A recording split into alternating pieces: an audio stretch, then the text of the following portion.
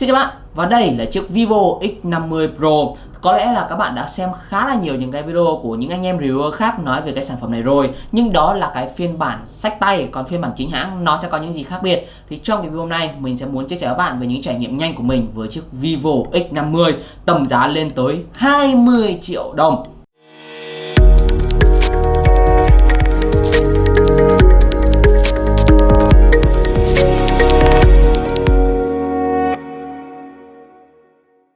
Về thiết kế thì so với là cái phiên bản X50 thì X50 Pro nó đã có một vài những cái điểm khác biệt. Và nếu mà chúng ta nhìn ở phần mặt trước thôi thì đã thấy cái điểm khác biệt đó chính là màn hình cong. Và cái màn hình này thì với cá nhân mình thấy là nó cong vừa phải thôi, nó khá là giống với cái chiếc Oppo Reno 4 Pro phiên bản quốc tế á, nó cong vừa phải cho nó không quá là cong. Cho nên là sau một thời gian ngắn mà mình sử dụng thì mình chưa bao giờ gặp cái hiện tượng là chạm nhầm cả. Mình chạm thì nó vẫn rất là đều, và tất cả những cái cạnh ở trên cái chiếc Vivo X50 Pro thì nó sẽ có độ mỏng tương đối là đều nhau. Ở phía cạnh dưới như thế này thì mình thấy là nó cũng khá là mỏng đấy chứ. Nhưng có một cái điểm mà mình không thích lắm ngay ở trên thiết kế của chiếc Vivo X50 Pro hay là chiếc Vivo X50, đó chính là về cái phần nốt ruồi. Bây giờ mình sẽ tắt cái chế độ nền đen này đi. Thì bạn thấy là cái nốt ruồi đặt quá là sâu ở bên trong màn hình luôn. Nếu mà bên nhà Vivo mà xích sang nó một tí xíu nữa thôi, sang gần cái cạnh thì có vẻ như nó sẽ đã hơn rất là nhiều. Còn về cái phần mặt lưng thì cũng giống như kiểu là cái phiên bản màu xanh ở trên chiếc X50 thì phiên bản màu đen ở trên cái chiếc X50 Pro nó sẽ được làm nhám, cho nên là trời ơi, xa vàng, nó cực kỳ sướng, nó cực kỳ là đã mắt. Và cái điểm nổi bật nhất ở trên cái mặt lưng của chiếc X50 Pro á, nó không phải là đến từ cái mặt lưng nhám như thế này, cũng không phải là đến từ màu sắc, mà nó sẽ đến từ cái cụm camera cực kỳ lớn, cực kỳ là đã, nhưng nó cũng rất đẹp. Và mình thấy là cái vị trí của camera nó đặt cũng khá là ok đấy chứ.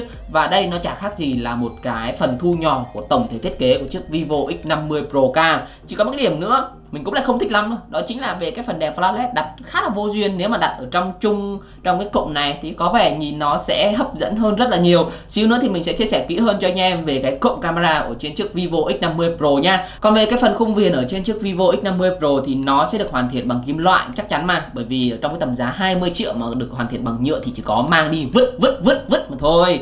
Quay trở lại với phần mặt trước của chiếc Vivo X50 Pro thì nó sử dụng tấm nền là AMOLED với cái kích thước là 6.5 inch và độ phân giải sẽ là Full HD+. Và tất nhiên là cái màn hình này thì nó cũng hỗ trợ tần số quét lớn là 90 Hz. Nó chưa thể bằng được so với là chiếc Oppo Find X2, Find X2 Pro hay là chiếc Galaxy S20 Plus. Nhưng mà mình thấy là khoảng tầm 90 Hz thì nó cũng khá là đủ dùng rồi. Đừng có 60 Hz ở trong cái tầm giá như thế này thì nó mới thực sự là một cái điều đáng chê trách. Tuy nhiên có một cái vấn đề mà các bạn cần lưu ý như thế này, đó chính là khi mà các bạn sử dụng cái tần số quét 90 Hz á, thì mà các bạn ra ngoài trời nắng á, thì cái tính năng đó chính là tăng độ sáng tự động mắc hơn á, mắc sáng nhất á, là hơn 500 nit thì nó sẽ không hoạt động, mà nó chỉ có thể là hoạt động được ở cái tần số quét là 60 Hz mà thôi. Đây cũng là cái điểm mà mình hy vọng là trong thời gian sắp tới Vivo nên cải thiện để giúp cho người dùng khi mà mang cái chiếc Vivo X50 Pro này ra ngoài trời sáng sẽ có khả năng hiển thị tốt hơn. Còn với cái chất lượng hiển thị của chiếc Vivo X50 Pro thì với cá nhân mình đánh giá nó ở mức khá chấp nhận được thôi, chứ nó không phải là xuất sắc nhất ở trong cái tầm giá khoảng 20 triệu đồng. Nếu mà cái màn hình này ở trên cái chiếc X50 á, có mức giá khoảng 13 triệu thì rất là ok rồi, nhưng mà với cái tầm giá 20 triệu thì mình chưa thực sự là đánh giá cao cho lắm. Và một cái điểm nữa mà mình cũng thực sự không đánh giá cao ở trên cái chiếc Vivo X50 Pro, và đó cũng là một trong những lý do chính mà mình nói rằng là X50 cũng như là X50 Pro mang về là để trưng bày, để làm thương hiệu thôi, chứ không phải là một cái sản phẩm có thể gọi là để bán được và để có thể là thu hút được cái sự quan tâm của người dùng, bởi vì cấu hình của nó không thực sự ấn tượng cho lắm. Chúng ta sẽ có vi xử lý là Snapdragon 765G, 8GB RAM và 256GB bộ nhớ trong. Viên pin sẽ là 4315mAh và hỗ trợ công nghệ sạc nhanh là 33W. Còn về cái phần hệ điều hành thì chắc chắn rồi, nó cũng đang chạy cái hệ điều hành là Android 10 với cái giao diện tùy biến là PhanTouchOS. Về phần camera thì chúng ta sẽ có cái camera trước với độ phân giải là 32 chấm, và cái điểm nổi bật nhất đó chính là về phần camera sau. Camera sau thì chúng ta sẽ có camera chính với độ phân giải là 48 pixel, nhưng mà nó sẽ có một cái tính năng chống rung cực kỳ là bá đạo, đó chính là gimbal.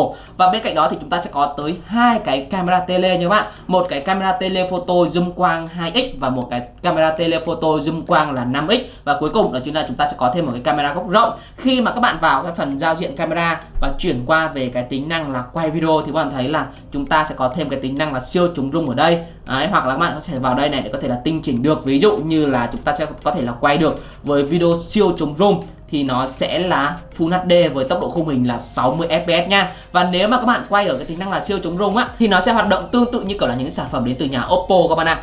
Khi mà nó sẽ sử dụng cái camera chính để quay siêu chống rung, chứ không phải là giống Huawei hay là Samsung sẽ sử dụng cái camera góc rộng nha. Đó là cái điểm mà sẽ giúp cho cái chất lượng video của chúng ta nó sẽ giữ lại tốt hơn. Bởi vì nếu mà chuyển qua camera góc rộng để có thể là crop lại á, thì cái độ chi tiết cũng như là màu sắc thì nó sẽ tương đối là bệt một tí xíu. Tuy nhiên không biết là với anh em nào mà đã sử dụng cái chiếc X50 Pro này có thể khen được với cái tính năng là siêu chống rung gimbal ở trên chiếc X50 Pro. Nhưng với cá nhân mình, nó chỉ mang tính quảng cáo mà thôi. Bởi vì khi mà mình so sánh một vài những cái sản phẩm mình không tiện nêu ở trong cái video ngày hôm nay, thì mình thấy rằng là nó tương đối là giật, cũng như là khi mà các bạn sử dụng để có thể là lấy nét nhanh nhá. Ví dụ như các bạn chỉ cần là chọc tay vào như thế này thôi, muốn kiểm tra một cái sản phẩm nào có cái tốc độ lấy nét hay là có cái khả năng quay video tốt á, thì các bạn cứ thử chọc tay vào như thế này này. Đó, nếu mà nó cái tốc độ mà nó thay đổi, nó bắt nét nhanh á, thì đó là một trong những sản phẩm có khả năng quay video bắt nét rất tốt. Hay là khi mà các bạn di chuyển hay lia á, thì mình thấy là cái tính năng cái chiếc X50 Pro này nó chưa thực sự là ấn tượng cho lắm. Hôm sau thì mình sẽ có những cái bài test so sánh kỹ hơn cho anh em về cái chiếc Vivo X50 Pro trong cái tầm giá 20 triệu đồng với những cái sản phẩm như là iPhone, Oppo hay là Samsung.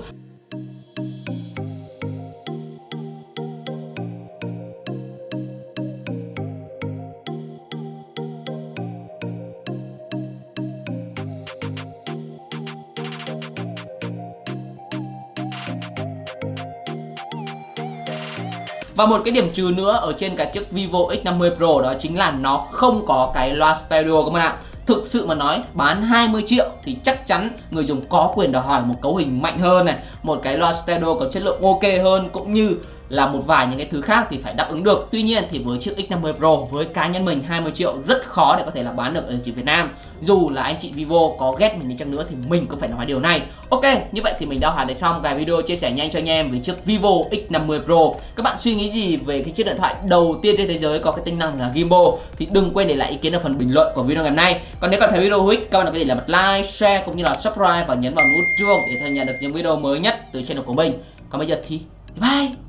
Quảng cáo một chút nha, nếu anh em nào mà đang quan tâm tới những cái sản phẩm smartphone và muốn mua cho mình một chiếc smartphone với mức giá cực kỳ hấp dẫn thì đừng quên ghé qua hệ thống Di động Việt. Hiện tại thì Di động Việt đang phân phối rất là nhiều dòng smartphone khác nhau với mức giá cực kỳ hấp dẫn dành cho bạn. Link cụ thể về chương trình khuyến mãi giảm giá bán hàng như thế nào thì mình sẽ đặt ở phần bình luận cũng như là phần mô tả của video ngày hôm nay.